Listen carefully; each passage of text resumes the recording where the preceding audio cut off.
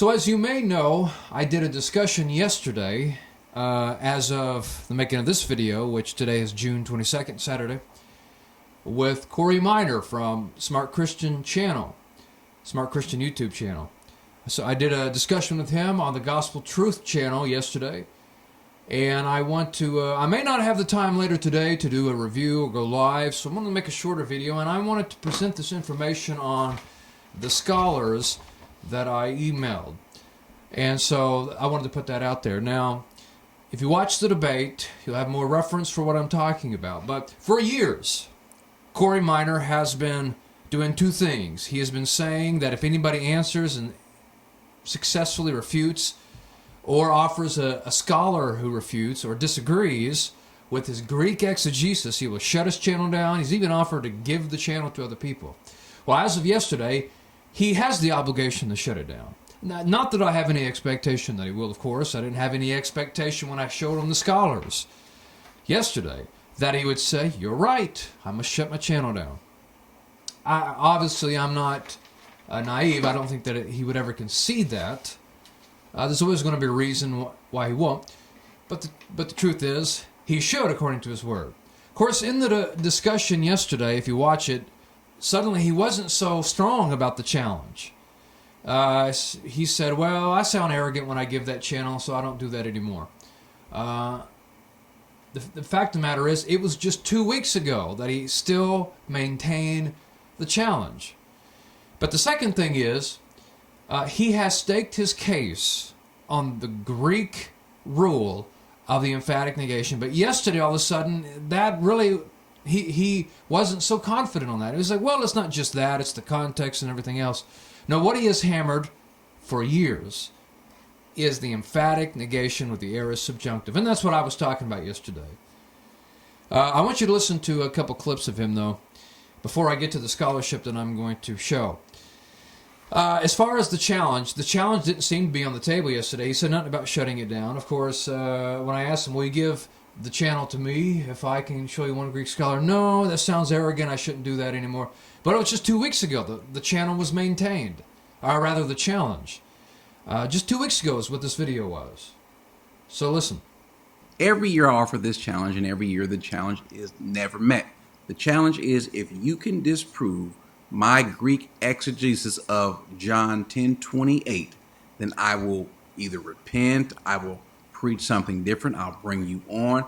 I used to say that I will even shut this channel down and just or dissolve every semblance of me on social media. And the truth is, I still mean that, but I won't say that because I don't want someone to perceive the way that I'm saying this in the wrong way.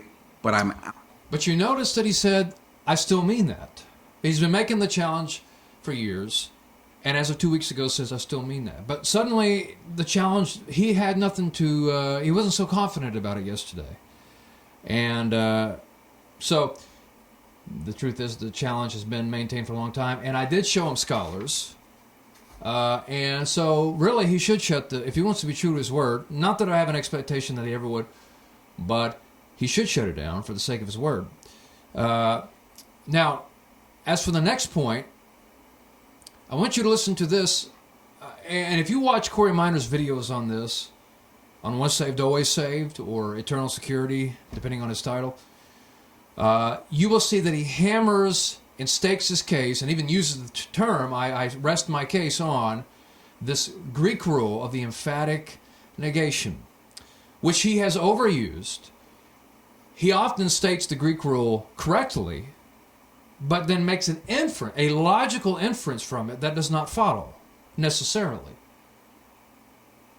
Now, on the program yesterday, or on the discussion, he played 3 Greek scholars. One was an email exchange, and the email said nothing different than I already agreed to. The second one didn't say anything different than I've already agreed to. It doesn't validate the inference. By the way, the inference is if Jesus says in John 10:28, my sheep will never perish, therefore the sheep will always be sheep. If they stop being sheep, they will perish. Of course, the statement is just about those who are a sheep, those who follow and listen to his voice. They will never perish. But whether the sheep would stop being a sheep is not implied necessarily by the Greek rule, the emphatic negation. Now, you have to listen to the discussion to understand what we're talking about. And I'll explain it here in a little bit. But he's making a logical inference that is not warranted, and that's the problem. Now, he played a clip from Daniel Wallace explaining it, and Daniel Wallace seemed, depending on what he meant, to make the same inference. And I got no doubt, yes, there are Greek scholars who make inferences from things about the Greek that they shouldn't. Daniel Wallace knows the rule very well, there's no doubt about it. But I won't be shocked if he makes the same inference that Corey Minor does. Lots of people do. I showed him Greek scholars who said you can't do that. But it wasn't enough for him. So, but listen to this. This is him staking his claim. It's the rule, the rule, the rule. The rule does my job for me. This is him. I want everybody to listen, especially if you agree with Corey Minor, especially if you guys are watching the discussion and you agree with Corey Minor and heard him deny that he puts all this confidence on this inference.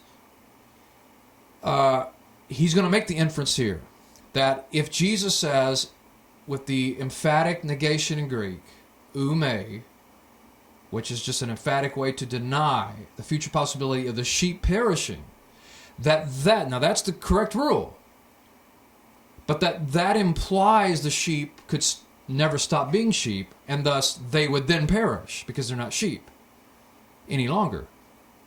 He says this infers that, or implies it, rather. That's what he does. And it was that logical inference that was the issue. So everybody listen to this. Him hammering that the rule makes his case. That shows up here in verse 28. In Greek, there is what's called an emphatic negation. There is a way in Greek to say this will not happen no matter what you do now or in the future. There is a such tense, there's a such usage that you can use in Greek to convey that. You don't necessarily have that in English unless you say a whole bunch of words to go along with it. But in Greek, you have the emphatic negation. Now, I want to make sure you understand if you don't. So all this fancy terminology means is that there's like two no's, to keep it very simple. If we were to talk about English, in English, a double negative cancels each other out. So if I say, I will not wash the dishes tomorrow, that really means in English, I will wash them. If I will not wash them, then that means I will wash them, you see. So a double negation in English turns into a positive, actually. It cancels each other out. Not in Greek. In Greek, if I said I will not wash the dishes tomorrow, that's emphatically denying that it will happen. Emphatically. More than just saying I will not wash the dishes. Now that would be enough. But if I say I will not wash them, that's like saying most certainly it definitely is not going to happen. So when Jesus says my sheep will never perish, he uses the double negation. They will not perish. Ume. Certainly not will my sheep perish. And in the Greek, with a subjunctive aorist, it denies the future possibility, the potentiality of them perishing in the future. All of that is correct. The sheep will never perish. That's true. I don't believe sheep will ever perish. Jesus' sheep, that is. But it's category specific. If the sheep stop following Jesus, well, and that's what is descriptive of a sheep. Those who follow me listen to my voice, Jesus said. If they stop being a sheep, they stop following, they're not a sheep anymore. And that is no longer about them. It's the same thing if Jesus says, he who believes in me will never perish. It's true. Those who believe in Jesus, trust in him, that is, will never perish. It's not possible. But if they stop believing, well, that's not about them anymore because they're unbelievers. The inference would be, if Jesus says, believers, those who believe in me will never perish, and then you infer from that, therefore, believers will never stop believing. They will always be believers. That's a logical inference, and it is unnecessary. It is not justified. Now, that could be true if you were to learn it from other texts, like a believer can never stop believing. But you cannot infer that from that statement. That's the problem. That is the inference that crumbles. His whole case isn't really resting on the Greek. It's resting on an inference from the Greek that cannot be justified. Tell you the rule, and if you want to see the actual rule put up on the screen, I'll do that as well. But this word states this. This rule states this: that if you proceed, if a subjunctive is preceded by two negations, a double negation, then it negatives any future possibilities of this happening. Now, let's go to the passage and see if I can help you out. It says, Kai go didamai tois zoin which is, and I give to them life into eternity. Also, or and, Kai ume apolontai eston onion, which is, and no not. Now here's this word, apolontai, which is the word for perish. It is the subjunctive for perish. Now, for some of you guys that are wondering what a subjunctive is, we have that in English. Subjunctive is a word that conveys possibility or potentiality. In other words, they may perish, they might fall, they might stumble. This word, apolontai, let's go back to the screen, look at the bottom left-hand corner, and you'll see what it says. It says this is the plural aorist middle subjunctive. Okay, so this is a subjunctive, right? So that means this word by itself means may perish. Okay, apolontai by itself means may perish. Now, in Greek, the way you negative something is by one of these two words, either ou or may. Both of these words mean no or not or never or less, right? So far, he's stating everything correctly. How you do this, you'll say no, not, may perish. In Greek, if you do that, that literally means that it is impossible for anything in the future to negative what was just stated. Which is absolutely correct. The first scholars that he mentioned in our discussion, the one was an email and the one was a video, are saying nothing different than that. And I've already agreed with it. It is impossible in the future that the sheep will perish. Of course, the question is, those who stop following Jesus and will no longer be his sheep, will they never perish? No, they will perish because they're not the sheep any longer. But he infers that this means, or he infers from this Greek rule that the sheep will always be sheep, that sheep cannot stop being sheep, but that's an inference. There's the Greek, and then there's the logical inference that he makes from it. That is his problem. But so far, he's just stating the Greek rule correctly. But notice that all of his emphasis on this. He's been talking about this in this particular video, which is titled, You Cannot Lose Your Salvation, with JP he's talking with here. He hammers this thing and talks about this on and on and on and on. He rests his case on the Greek rule. Okay? Now, this word is also used when Jesus says that every word that God has given, not one word shall pass away. Okay? He uses the emphatic negation. He has a double negation in front of a subjunctive. Okay? So, you listen? No, I'm listening. Okay, so a double negation in front of a subjunctive. The rule is it is impossible for that statement to be negatived by anything that anyone does in the future. Now he's saying it, at that point he starts to say it with a little bit more than what the rule says. The rule simply says the sheep will never perish. It's impossible that the sheep will ever perish in the future. But when he starts saying, no matter what they do in the future, well, what if they stop being sheep? Well, he's starting to get a little bit more broader than the rule. I could say it's true that no matter what the sheep do in the future, because if they're sheep, they're never going to perish. But the inference that he makes, the sheep will never stop being sheep, that where his problem will be, and he'll state that here in a second. With me. Yes, sir. It's got this statement, ou may, the double negation, apolontai. Now, my understanding is that this is Jesus saying it is impossible for anyone, any of his sheep, to ever perish, no matter what That's correct. That's exactly what it states. they do in the future. Now, what that must mean, Here it is. I want everybody to listen. Here's the inference. Here's where he infers something from it on which his whole case rests, and anybody who thinks like him on this. Here's the logical inference. He's leaving Greek now. The Greek rule said everything that he just said. Now he's inferring something from it. is that they're not going to ever stop walking with him. There it is. There's the inference. What I try to do in the discussion was make it clear to him and his audience, and whoever else was listening, that the Greek is one thing. He states the Greek rule accurately at times. I agree with the Greek rule, but a logical inference being made from it that the sheep will never stop being sheep, that is unwarranted. It cannot be told to us one way or the other by the rule. It just says that the sheep will never perish. If Jesus says believers will never perish, same thing. It doesn't tell you whether believers can stop being believers or not. That's a logical inference. And I don't have a problem with logical inferences, but the point is, making a logical inference, in this case, is not necessary. It doesn't necessarily mean that. Now, that could be true if other things in Scripture teach it. But at that point, you would be making a different argument.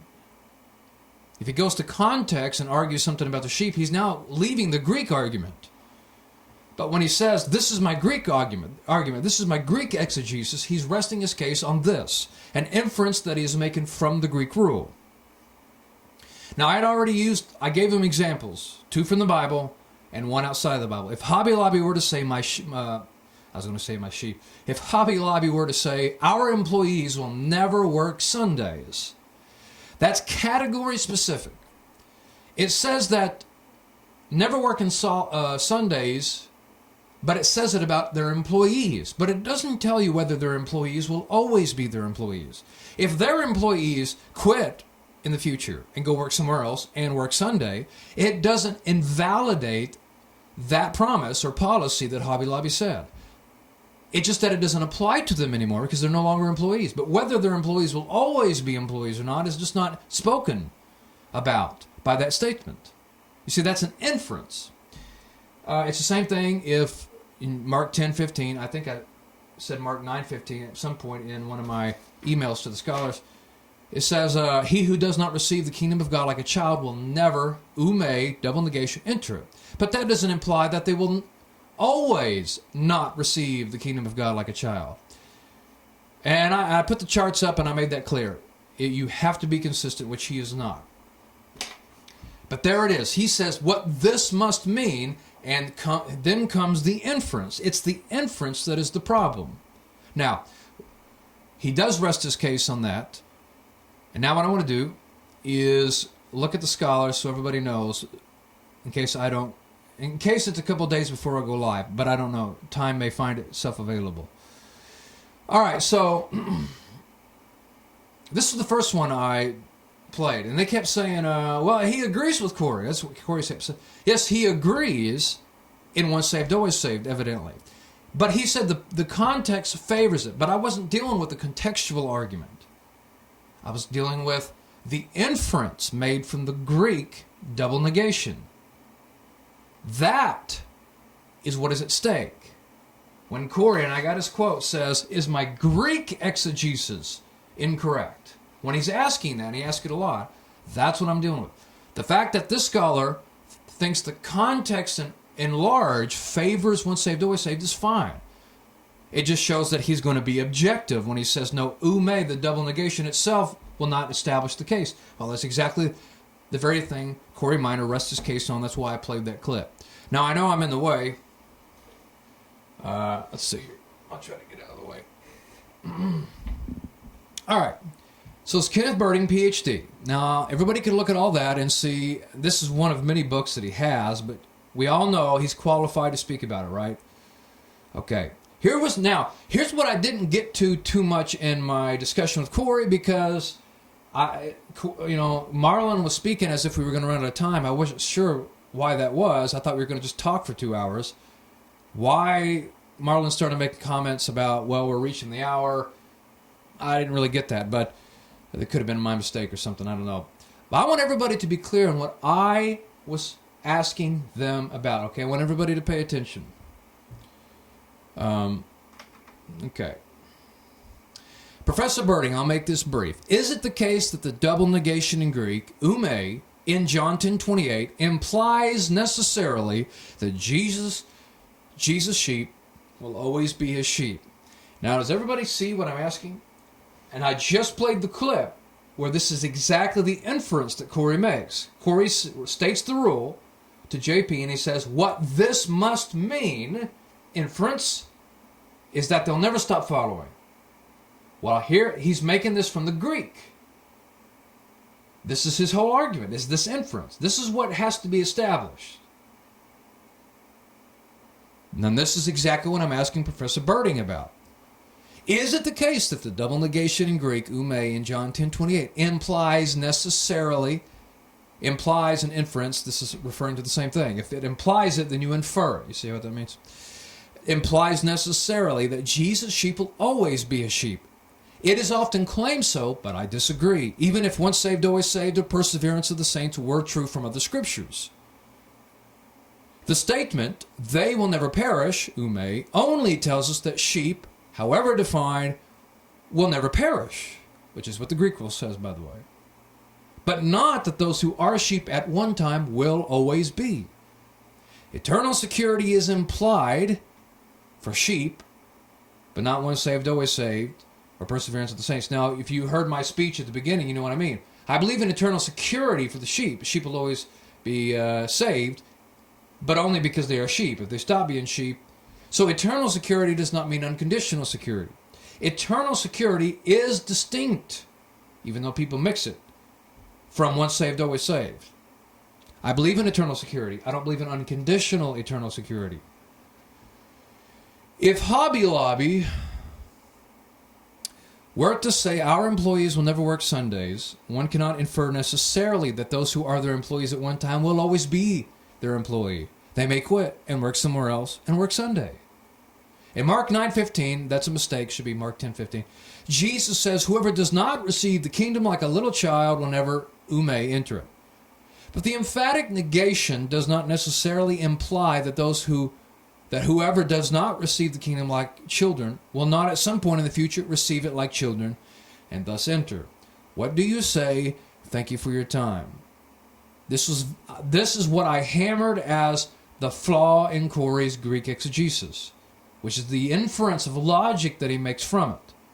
This is what he rests his case on. Professor Birding says, hi, AK, thanks for your note. No, ume by itself does not do the work. That's not what Corey Minor says. You just heard the clip of him citing the rule and saying what this must mean, which means it does do the work. Everybody hears it with their own ears and sees it with their own eyes. No, ume, this right here is just ume, two no's basically.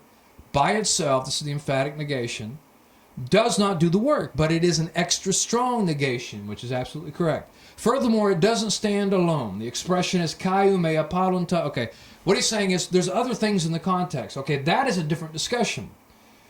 What you just heard Corey Minor say is, here's the rule, here's what this must mean.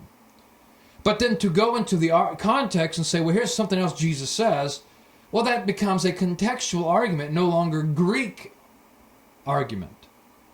But remember, the clip you just saw, and many others in his videos, Corey argues that his case can rest in the clause B section.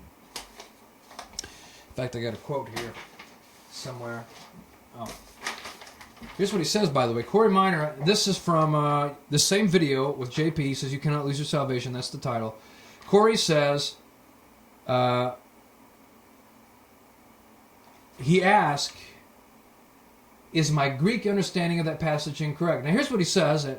He says, if you can give it, eternal life, back, in other words, if the sheep stop being sheep, in other words, that means clause B is wrong. That includes, they will never perish.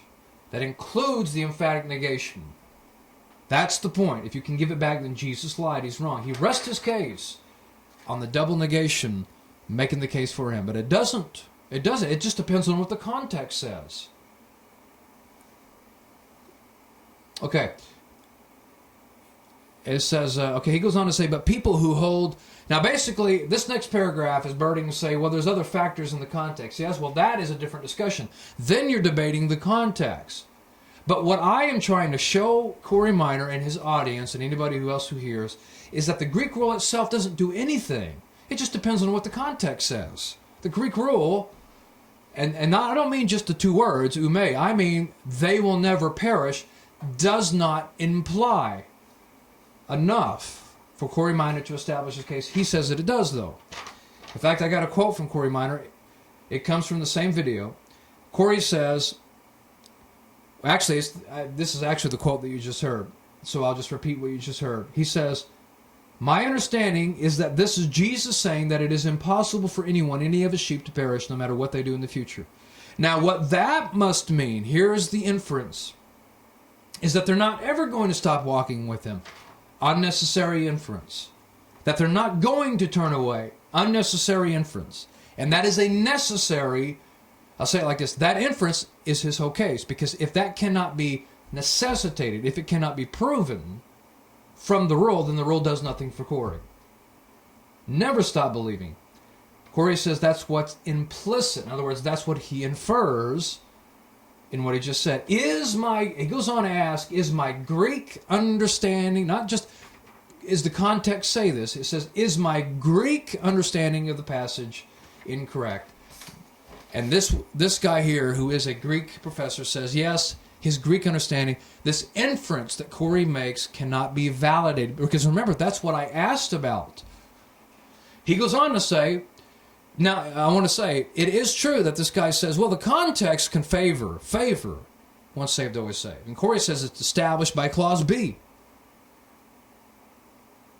Okay, he goes on to say, but ume by itself does not do the work of eternal security. Okay, now this one, David F. Watson, academic dean and vice president for academic affairs. He's a professor of New Testament. That's what Daniel Wallace says, by the way, at United Theological Seminary. He teaches Greek courses. Here's some of his degrees.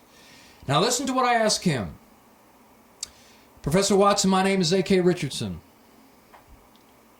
I would like to ask for your assessment of what I believe. Let me make sure you can hear me.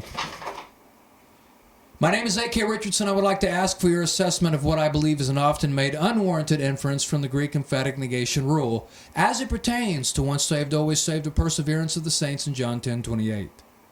I am not attempting to affirm or deny the validity of these doctrines. I have challenged the proposition that they can be established by the emphatic negation, en afterwards, in John 10:28. Your response will be very appreciated. In John 10:28, Jesus says, they, his sheep, will never, perish. It is true that his sheep will not perish in the future, for this is explicitly stated. However, the emphatic negation does not imply that Jesus' sheep will necessarily always be his sheep. The very thing Corey says that it does when he says what this must mean. Remember, that's the quote from Corey. What this must mean.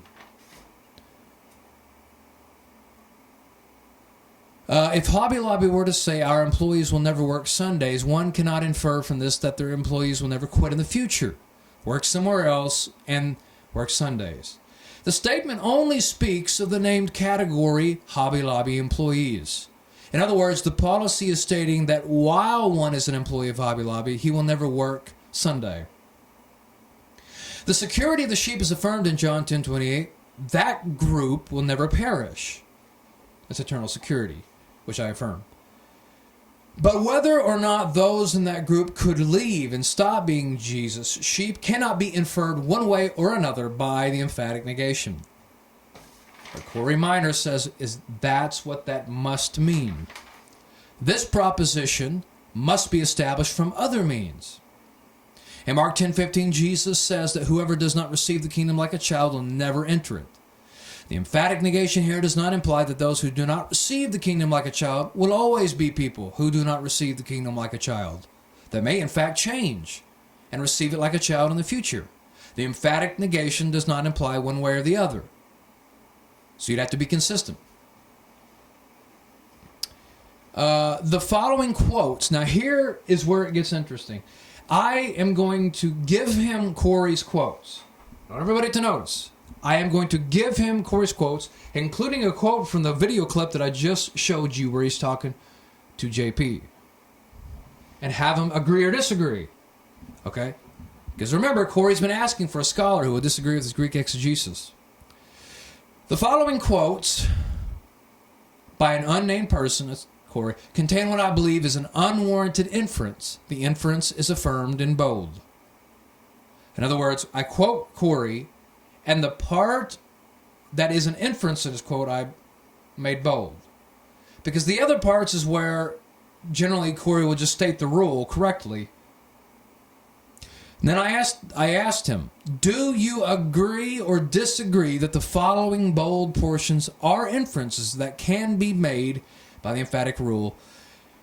And then I quote the Corey, where he says, quote, my understanding is that this is Jesus saying that it is impossible for anyone, any of his sheep to perish no matter what they do in the future. That's pretty much correct. Now comes the inference. Quote, now what that must mean is that they're not ever going to stop walking with him, that they're not going to turn away, never stop believing. That's what's implicit in what he just said. Is my Greek understanding of that passage incorrect? Next quote. Jesus said of these sheep, they will never perish no matter what happens. That's pretty much correct. But then comes the inference. That means that you cannot come back and say, if they stop following, if they stop this, if they stop that. He just ended that argument. JP said that, or rather Corey Minor said that to JP in that video. Next quote, this rule states you cannot later on walk away. Now everybody listen to that. In fact, I should have hammered that more than anything else, now that I'm looking at it. That last statement by Corey, I know you can't see it very well. You can't hear. Right down here. Here's Corey's quote. Remember, this is what he's saying the rule is. I want everybody to write this down, if nothing else. You who are friends with Corey, who can talk with him, you who say that he understands the Greek, where he says he's not making this whole argument from the Greek, listen to the statement. Marinate on it.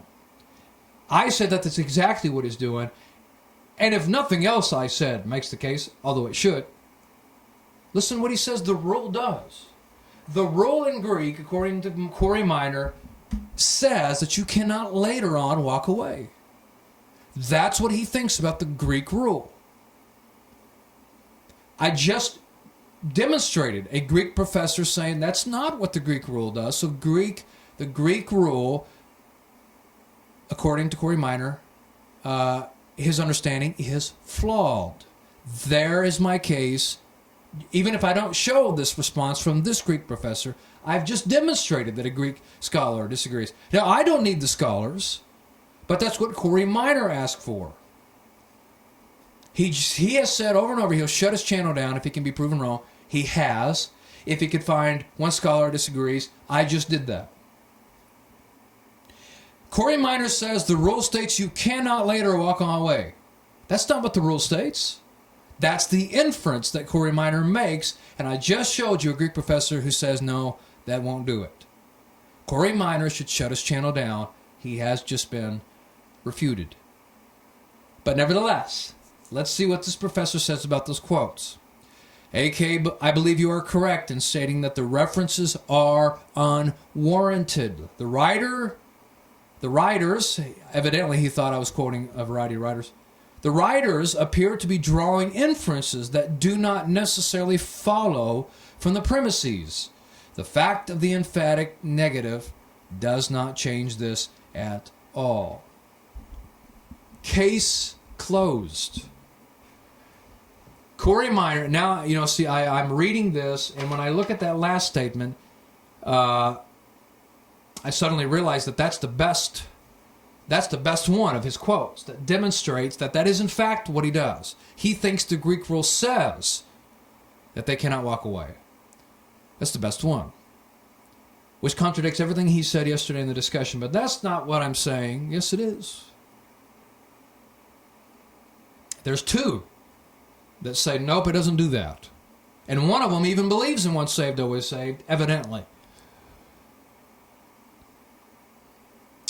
Here's Bill Mounts. Now you notice that Daniel Wallace, this is his Zondervan series, Greek Grammar Beyond the Basics. Of course, that's advanced grammar. Now Wallace does the beginning. And almost everybody recognizes Bill Mounts and Daniel Wallace. Daniel Wallace was... Corey Minor played a video of Daniel Wallace. Well, Daniel Wallace's video comes after this book, of course. His book, rather, comes after this book. This is Mounts. Now, what does Mounts say about this? He also says this inference cannot be made. Now, I don't know what Mounts says otherwise. Maybe he's inconsistent. I don't know. Notice this.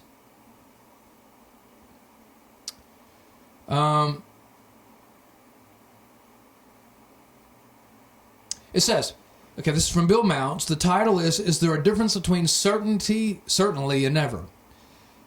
It says in Matthew 5:20, that's what this is about. One of the beauties, Mounts says, of knowing Greek is that you... Let me move out of the way.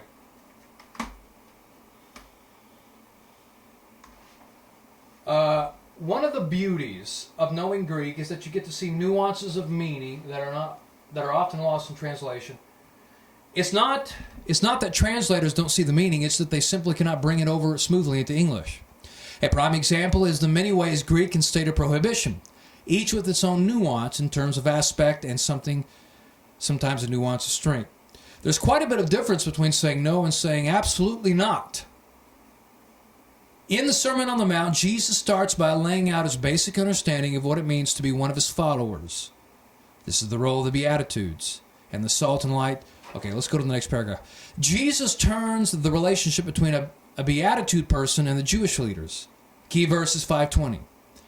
The ESV translates, "For I tell you, unless your righteousness exceeds that of the righteousness, that of the scribes and Pharisees, you will never enter ou me iselthete." Now that's the double negative. That's the emphatic negation. Ou me. That we're talking about. Ou me and the aorist subjunctive form an emphatic negation. Pretty strong words. But is it the never that causes the problem? Never? Is it true that if a person's righteousness never surpasses that of the Pharisees and scribes, he will never enter the kingdom? But that is not actually the thrust of the construction.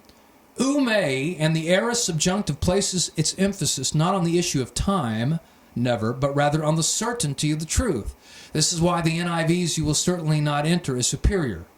As long as a person's righteousness is no deeper than that of the Pharisees and teachers of the law, it is absolutely impossible that they will even enter God's kingdom. That's exactly what I'm saying. In John 10:28, when Jesus says, "My sheep will never ume perish," he means as long as they are my sheep.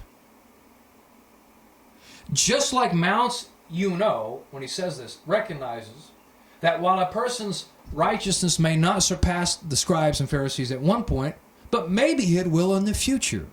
That's why Mount says, as long as the person's righteousness, he will not enter. That's the same thing with what I'm saying in John 10:28. When Corey Minor says, the rule means they cannot walk away. No, it means as long as they are sheep, they will not perish, because that's what is stated. Mounts actually agrees with me. So there's another one. Scott McKnight. Here's one I didn't get to. Now, the reason, now I did have it. If I had time, I might have went to it. He's another scholar. I didn't have him here. Now, the reason is because he doesn't say enough. His statement is so kind of simple. But I basically say the same thing in my email to him, Scott McKnight. He's Julius R. Manti Chair of the New Testament, Master of Arts and New Testament Doctor of Ministry in the New Testament context. He's a Doctor of Theology and Ministry. He's a University of Nottingham, PhD. I basically asked him the same thing that I asked, who was he? Watson. Here's his answer. Now, my last statement was, I would appreciate your assessment of my reasoning, everything I've said. And he says, this sounds reasonable to me. Well, that's kind of a not very specific, but certainly means, yeah, I get it. I'm a Greek scholar, and that makes sense. Of course it does. And I don't need the Greek scholars, but Corey Minor does.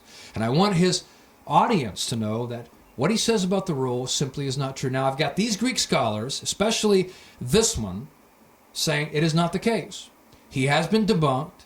His case of the Greek exegesis falls apart. And he should shut his channel down. He should admit that he was wrong. But he didn't do it. And he acted like, well, his case really doesn't solely rest on the Greek. Now, I get that he has arguments that are beyond the Greek. The issue is, does the Greek itself, the emphatic negation with the aorist subjunctive in clause B, establish it? Well, these Greek scholars say that it don't. I already knew that it didn't, because he's making a logical inference. It's not a grammatical thing, it's a logical inference. And it is not necessary, thus his case cannot be established by the rule. But remember, Corey says the rule states you cannot later on walk away. It absolutely does not. So Corey Minor has been refuted. His Greek has fallen apart, his Greek understanding anyway. And I showed it. I showed it yesterday and I showed it today, and I want everybody to know that it is the case. I want everybody to know that Corey Minor has, his challenge has been accepted. He has been shown wrong. I don't expect him to do any of this, but everybody's a witness. And so hopefully at some point I'll be able to go live and do a review of the whole debate. But I want this to be out there, so thanks and God bless.